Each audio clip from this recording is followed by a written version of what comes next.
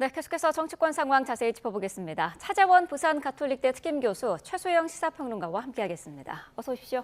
안녕하세요. 네. 자, 민주당 사법개혁을 연내 마무리 짓겠다는 목표로 강한 입법 드라이브를 걸면서 여야의 강대강 대치도 고조되고 있습니다. 여야 모두 오늘 의총을 여는데 먼저 민주당 내란 전담부 설치법을 주요 논의할 것으로 보여요. 위헌 소지를 최소화하는 게 목표이지 않겠습니까? 예, 그렇죠. 어제 대통령실에서도 그 나온 입장 자체가 원칙적으로는 공감을 하지만 네. 위헌 소지 부분에 대해서는 최소화할 필요가 있다는 이야기를 공개적으로 표명을 했기 때문에 네. 여당의 입장에서도 이런 부분들을 감안하지 않을까라는 생각이 들 수밖에 없는데 현실적으로도 사실은 이 위헌 소지 관련해서는 사실 큰 부담이 될 수밖에 없는 상황이거든요. 그렇다고 네. 한다면 위헌 소지 중에서 가장 문제가 뭐냐? 결국 지금 헌법 101조 제1항이 규정하고 있는 사법권은 법관으로 구성된 이 지금 법원에 있다는 것이거든요. 그런데 네. 문제는 내란 전담재판부와 관련된 지금 이 법사위를 통과한 이 법안에 보면 지금 이 재판부 구성과 관련해서 이 추천할 수 있는 주체가 지금 전국 판사회의하고요. 법무부 장관과 그리고 또 헌법재판소 사무처장이 포함되어 있습니다. 그런데 문제는 법무부 장관과 헌법재판소 사무처장 같은 경우는 사실은 그러니까 지금 법관이 아니잖아요. 그러니까 법원의 외부에 있는 인사들이기 때문에 네. 이런 사람들이 만약에 내란 전담 재판부의 판사를 추천할 경우에는 바로 위헌 소지가 있다는 겁니다. 바로 그렇기 때문에 모르긴 몰라도 지금 법무부 장관과 헌법재판소 사무처장을 아마 제외하는 쪽으로 어느 정도 가닥이 잡히지 않을까라는 생각이 듭니다. 네, 어떻게 보세요? 오늘 수정안이 좀 나올 수 있을까요? 어떤 수정안이 나올 수 있을까요? 저는 이건 수정안이 나올 수 없을 거라고 봐요. 지금 설명 잘 해주셨는데 일단 헌재 3인, 법무부 3인, 판사회의 3인인데 헌재가 하는 것은 일단 나중에 이 법이 헌재로 이제 다시 이걸 좀 판사 그러니까 이 판단을 다뤄달라고 이제 헌재로 갈 경우에는 헌재가 여기 추천하는 거는 선수가 심판이 되는 경우니까 그건 안 되는 거고요. 네. 법무부는 사법 행정에 관여하는 것을 명시적으로 하고 있기 때문에 재판에 사법 행정에 관여되는 거니까 이것도 안 되는 거고요. 그럼 판사회의만 주관해야 되는데 이것 또한 판사회의만 이것을 하도록 하는 게 대법원을 패싱하는 거거든요. 자, 우리 법에는 처분적 법률을 못 하도록 돼 있어요. 처분적 법률이 뭐냐면은 특정 사안에 대해서 특정 법률을 적용하는 걸 처분적 법률이라고 하는데 네. 이게 바로 처분적 재판부거든요. 그렇기 때문에 저는 방법은 딱 하나다.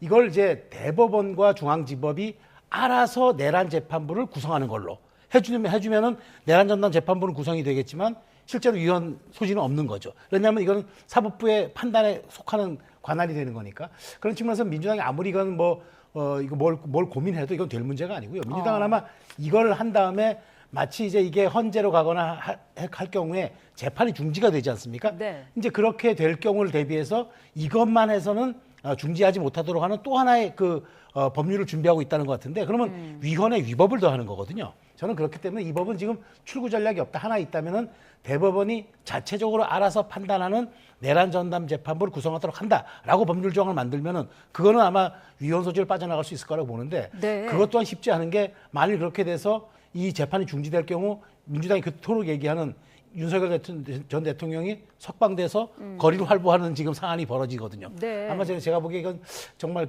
진퇴양난에 저는 지금 상황이 처해 있다고 봅니다. 평론가님께서 말씀하신 그 부분을 조국혁신당도 우려를 어제 했습니다. 예. 좀 공개적으로 비난을 했던데요.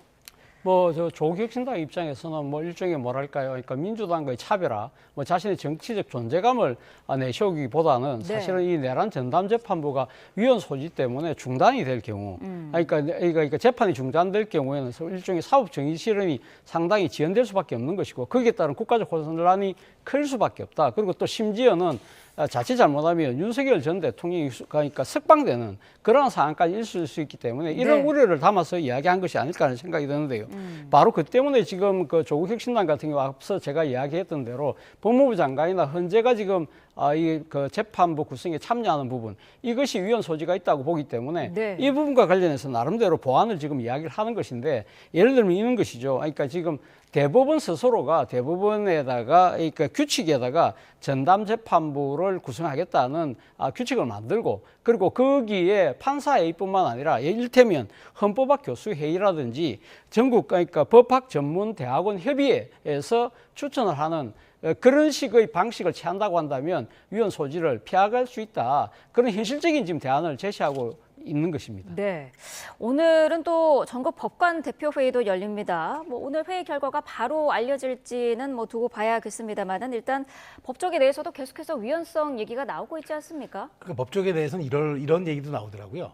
윤 전 대통령 변호인 측에서는 제발 이 내란 점단 재판부를 좀 해달라 하면은 이제 바로 출소가 돼서 나오게 되니까 아마 물을 떠놓고 빈다는 표현을 아마 천하람 대표 원내대표 한 것 같은데 네. 이 법 자체가 갖고 있는 정말 위헌성도 위헌성이지만 졸속성에 대한 문제가 더 큰 거죠. 그러니까 앞으로 이게 저희가 처분적 재판부, 처분적 법률을 얘기했는데 앞으로 이럴 때마다 건건이 민주당이나 여권의 마음에 들지 않는 거는 특별재판부를 둬가지고 하게 될 경우에 이것이야말로 정말 삼권 분립을 정말 훼손하는 거. 그다음에 그 천대야 법원행정처장이 얘기한 것처럼 87년 체제 우리가 누려왔던 삼권 분립과 그다음에 재판부 독립이라는 이 두 가지 중요한 가치가 정말 역사의 뒤안길로 사라지게 되는 건데 네. 민주당이 이렇게 졸속으로 처리해버리면 윤 전 대통령은 윤 전 대통령대로 나와서 거리를 진짜 활보하게 되고 그다음에 내란 전단 재판은 중지되고 사실상 2심부터 하게 되고 뭐 이런 어떤 말하자면 실익도 효율성도 없는 것을 위헌 위법 논란만 계속 가지고 가는 게 과연 이게 정부 여당 그다음에 제1 정말 그 의석을 가진 여당의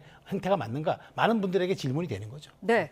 국민의힘도 오늘 의총을 엽니다. 뭐 입법안에 대해서 필리버스터를 선택할 가능성이 높은데 지금 사실 민주당이 이 필리버스터법 개정안도 추진하고 있잖아요. 네. 효과가 있을까요? 아니 저는 민주당이 이렇게 정말 졸속에 졸속을 더하는 게 나오지만 이렇게 또 이틀막까지 나오는 게 저는 말이 안 된다고 보는 게 이 필리버스터가 지금 실제 이름이야 무제한 토론이지만 실제는 유제한 토론입니다. 24시간 지나면은 국회의석의 3분의 1 요구하면 바로 이거는 정지가 되는 거거든요. 그런데 이제 24시간도 못 기다리겠다고 하는 것 아닙니까? 그러니까 이렇게 되면은 만일 민주당이 야당될 경우에 이 제도가 이렇게 무력화돼 버리면은 앞으로 소수 야당 같은 경우는 어떤 식으로 그러면은 자신들의 논리나 정책을 얘기합니까? 미국에서도 이 법안이 있는 거는 공화당이 이번에 얼마